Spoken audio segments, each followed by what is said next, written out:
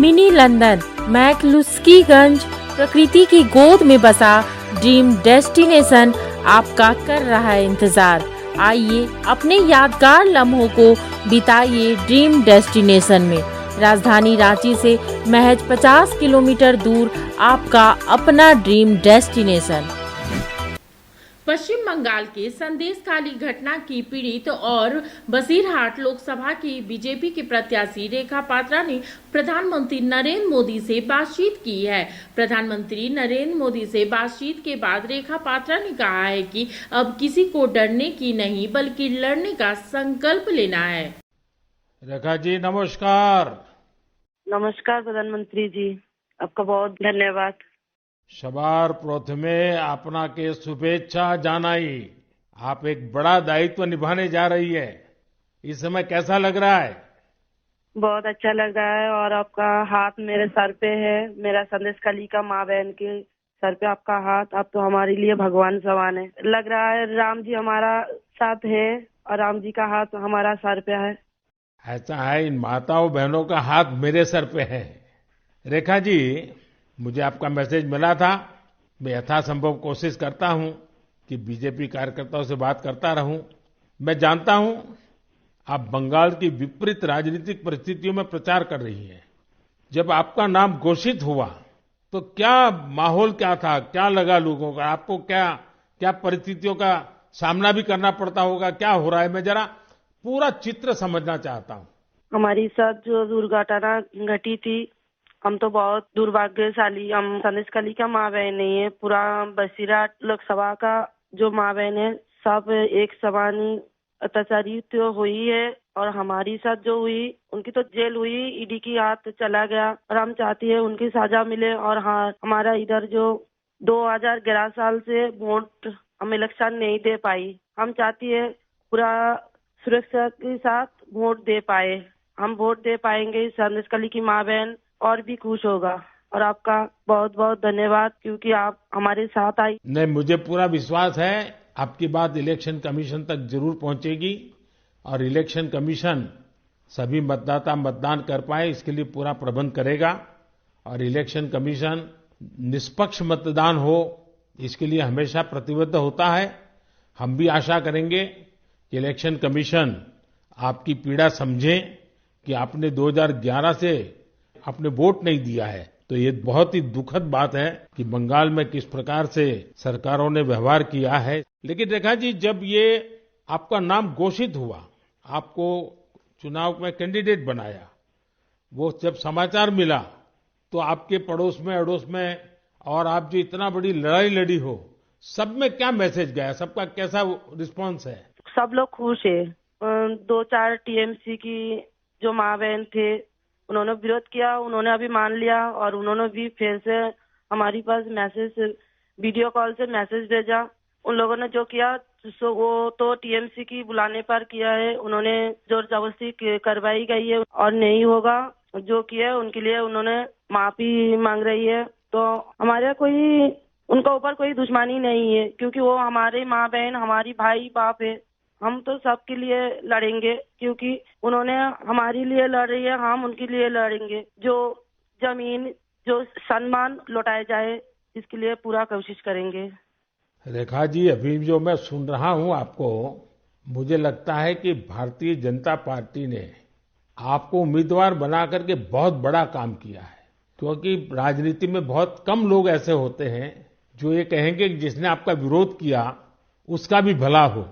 और मैं सुन रहा हूं अभी तो आप चुनाव के मैदान में उतरी हो और आप कह रही हो कि टीएमसी के जिन लोगों ने मेरे खिलाफ किया है उनका भी अन्याय के खिलाफ मैं लड़ूंगी। ये आप बहुत बड़ी बात बता रही हो। और मैं सच बताता हूं, देश जब जानेगा कि रेखा पात्रा इस विचार के रखती हैं और सारा देश आप पर गर्व करेगा। मुझे बहुत अच्छा लगा आपके विचार सुन करके। रेखा जी, मुझे पता लगा है कि बसीरहाट में जनता, विशेष रूप से महिलाएं, ये आपको बहुत स्नेह दे रही है। और अब जब चुनाव के मैदान में उतरी है तो अब क्या वातावरण है? उनकी घर की बेटी हूँ मैं और उन्होंने मुझे चाहती है, ये सुनकर बहुत खुश हूँ मैं। और इलेक्शन पे उतर के हमें लग रहा है उनका पूरा सपोर्ट मिलेगा मुझे, और उन्होंने जब पूरा सपोर्ट करेंगे तब ना हम उनके लिए और भी कुछ कर पाएंगे। और हम भी गरीब घर की लड़की हूँ, किसी की घर की बेटी बहू हूँ, तो यही बोलूंगा। मेरे पति भी तमिलनाडु चेन्नई उधर काम करती है। हमारा फैमिली में बहुत बहुत परिश्रम करके उनका हमारा संसार चलती है। तो हम चाहेंगे सबके लिए कुछ ऐसे करेंगे जो बाहर ना जाना पड़े, सबको इधर कंपनी मिले, इधर काम करे, और हमारा इधर से बंगाल से बाहर ना जाना पड़े। इसलिए हम पूरा कोशिश करेंगे। आपका ये जो आत्मविश्वास है ना, आप जरूर दिल्ली पहुंचोगी और आप जरूर चुनाव जीत करके आओगी। रेखा जी, संदेश खाली में आपने इतनी बड़ी लड़ाई लड़ी है। आप एक प्रकार से शक्ति स्वरूपा है। आपने इतने ताकतवर लोगों को जेल भेज दिया। आपको अंदाजा है कि आपने कितने बड़े साहस का काम किया है। हमारा संदेश खाली की माँ बहन की पूरा सपोर्ट थी, इसलिए हम ये कर पाए सब। और उनकी सपोर्ट से आगे भी रास्ता चलेंगे हम, और उनकी साथ लेकर चलेंगे ये रास्ते। हम राम जी की तरह एक भाई एक बाप हमारी मिला है, तो हम आपका छोटे बेटी की तरह हमारा साथ रहेगा। रेखा जी, हम सब मिलकर के माताओं बहनों के सम्मान के लिए, और सिर्फ बसीरहाट नहीं, पूरे बंगाल के लिए, वहां के सम्मान के लिए, वहां के गौरव के लिए हमारी ये लड़ाई है।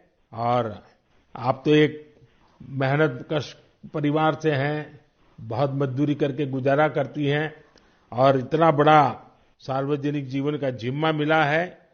बहुत बड़ा अंतर आया होगा, लेकिन मैं आपको विश्वास दिलाता हूं कि मैं पूरी तरह आप लोगों के साथ रहूंगा।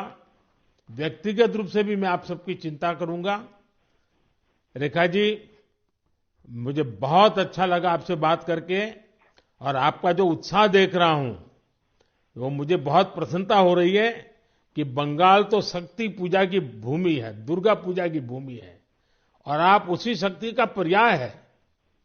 आप जिस मेहनत से, जिस हिम्मत से काम कर रही है, वो बड़ी बात है। संदेश खाली की महिलाओं की आवाज को देश के सामने उठाना, ये कोई सामान्य बात नहीं है।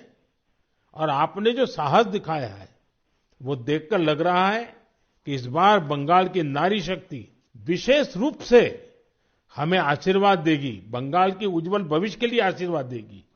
मैं जरूर कहूंगा कि जितना हो सके पश्चिम बंगाल के लोगों के बीच केंद्र की बीजेपी सरकार के कामकाज की बात जरूर पहुंचाइए। और अभी वहां जिस टीएमसी पार्टी की सरकार है, उससे तो लोग बहुत परेशान हैं। बीजेपी सरकार की कितनी ही योजनाओं वहां टीएमसी सरकार लागू ही नहीं होने देती। आप लोगों के बीच जाकर ये भी बताइए कि कैसे वहां की टीएमसी सरकार की योजनाओं में करप्शन कर रही है, और अपना करप्शन छिपाने के लिए केंद्र सरकार की योजनाओं के नाम भी बदल देती है। पार्टी का एक एक कार्यकर्ता आपके साथ है, और मेरी आपको बहुत बहुत शुभकामनाएं हैं। सर, हमारा संदेश खाली में तो अभी 2011 से वोट चोरी कर रहा था ना, चुराए जा रही है। तो किसी की पूरा शादी नशा से वो वोट दिए जाती, तो आज ये दिन ना देखना पड़ती।